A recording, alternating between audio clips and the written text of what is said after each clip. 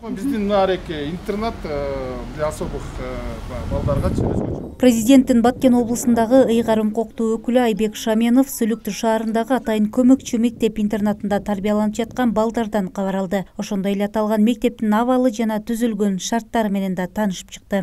Анын шешеби жокпу? Бар. Шешеби бар, неси бардыгы бар. Ыйгарым коктуу өкүл көмөкчү мектеп интернатынын жамааты менен баарлашып, мекеменин муктаждыктарын сурап, мамлекет тарабынан колдоо болорун белгиледи. Мындан сырткары мектеп интернатында тарбияланган балдарга шириндиктерди жана кийим-кечелерди белек катары тапшырып, мектепке акчалай жардам да берди. Сиздин эмгегиңиз оор, аны деле түшүнүп атабыз. Эми ансыз да болбойт экен да. Балдар ушул иштеп кетпейт экенбиз. Аларды үйлөтүш керек. Бая даярдаш керек. Өзүңүз билесиз.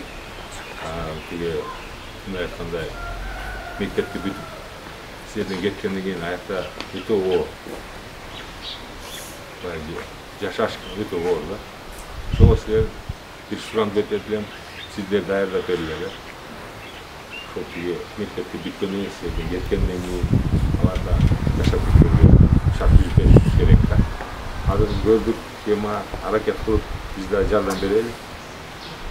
Кичине болсо да, айтканда көптөй көрүп, акырын бүгүн эртең эле бүтүрүп салбайбыз.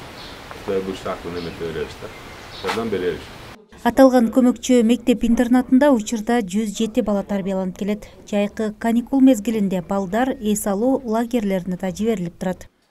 Бүгүнкү күнү бизге аябай кубанычтуу күн болду. Себеби дегенде биздин ыйгарым укуктуу өкүлү Айбек Асанович Шаменов өзү баш болуп ушул жерге келип, балдарыбыздын көңүлүн көтөрүп, шириндиктерди, кийим-кечелерди алып келип, өтө ыраазычылыгыбызды, терең ыраазычылыгыбызды айтып кетебиз Айбек Асановичке.